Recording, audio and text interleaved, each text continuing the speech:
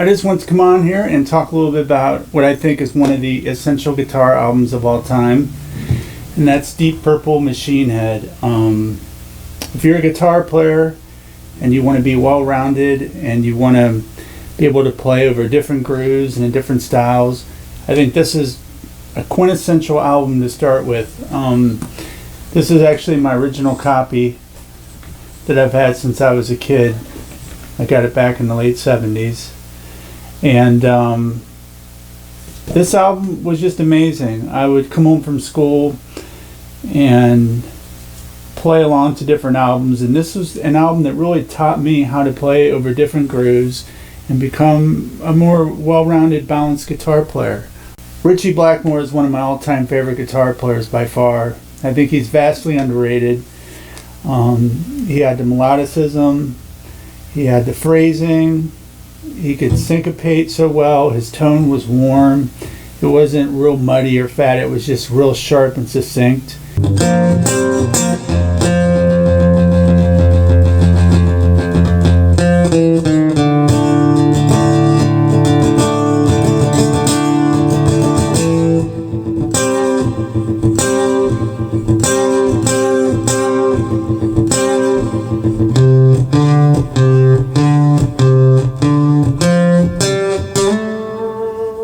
If we look at the songs in the album, Highway Star was a song that really set the benchmark for me in terms of playing up-tempo.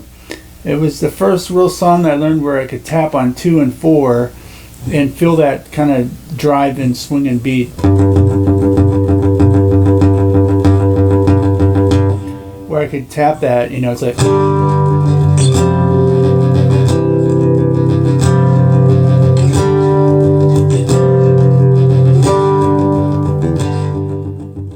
Next song was Maybe I'm Leo. I heard Van Halen cover this on a bootleg that I had from when I was a teenager, and I remember listening to Eddie play this, and you can tell Eddie was very influenced by Blackmore. I think Eddie always mentions Eric Clapton, but I hear tons of Blackmore in his playing.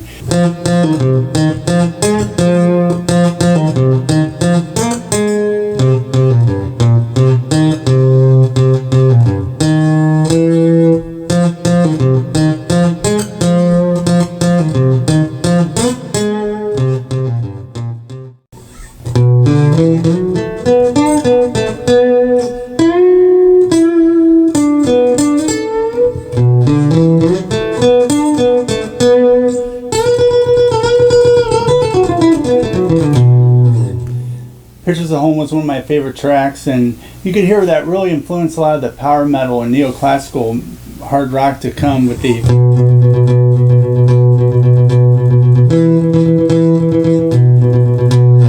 that really cool triplet feel. Never Before was a really cool track. They thought that was going to be the hit. They released it first, and it didn't really do what they thought it was going to do. And then Smoke in the Water kind of took off, especially on the Made in Japan version, and Machine Head just shot to top of the charts here in the States. And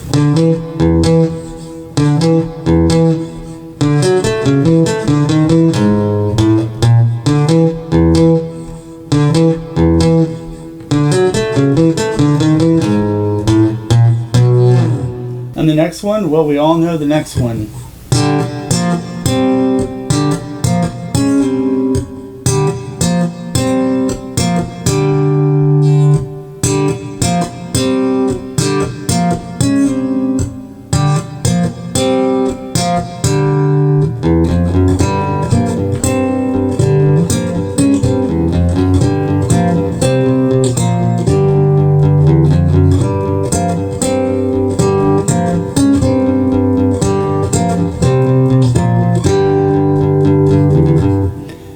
The cool thing about that riff, other than the simplicity of it, was the groove of it. A lot of times you'll hear people play Smoke on the Water and they go, they do power chords and that, but the groove,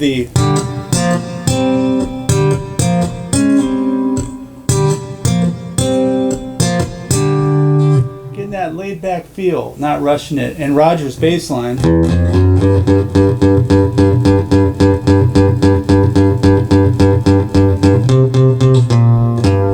was just classic.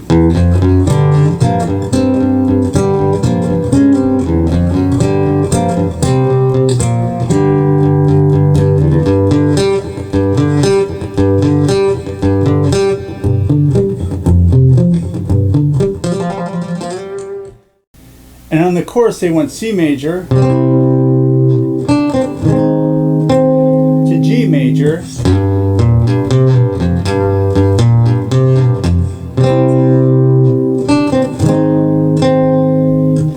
and if you listen to the isolated recording, I think John Lord actually plays a minor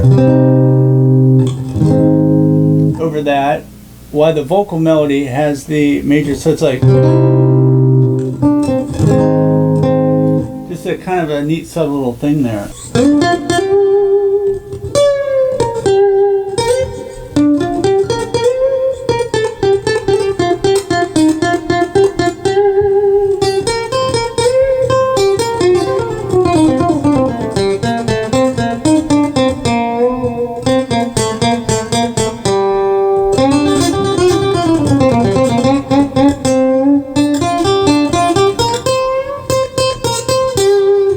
That solo is just a brilliant solo and one of my favorites of all time. Just a timeless track, and I never get sick of Smoke on the Water. I heard some people say, oh, I can't hear it anymore, but I love Smoke on the Water. And then the next track.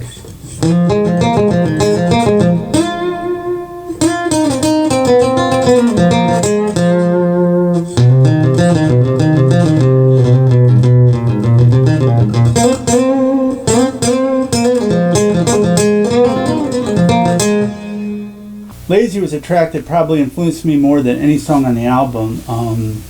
I learned to tap on 2 and 4 with that swing feel, which kind of opened the doors when I went to play more jazz-oriented stuff. I had that kind of down as a basis.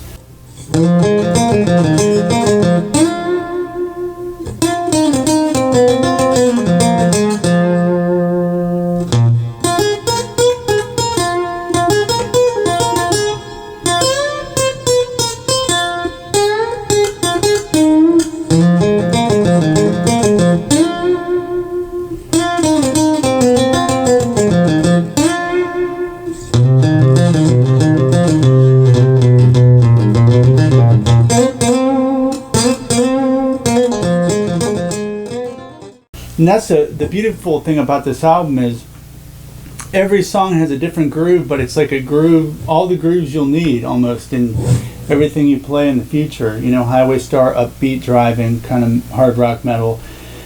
Maybe on Leo, mid-tempo, funky. Pictures of Home, your triplet feel. Never Before, just kind of a mid-tempo rocker. Smoke on the Water, plodding arena, hard rock. Lazy, up-tempo, jazzish, almost swing. And Space Truckin', just rock and roll grooving. But the Lazy, the lines in Lazy were just so cool.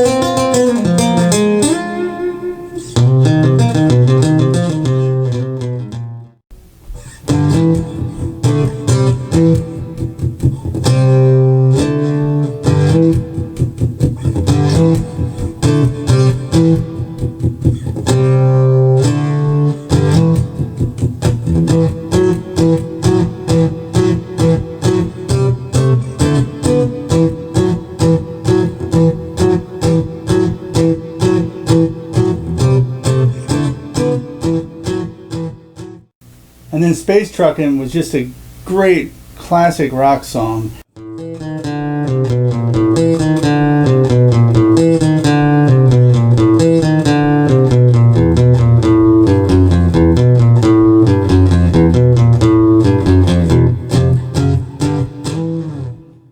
Just love that one too. So every song classic, not a deep cut on here, I don't think.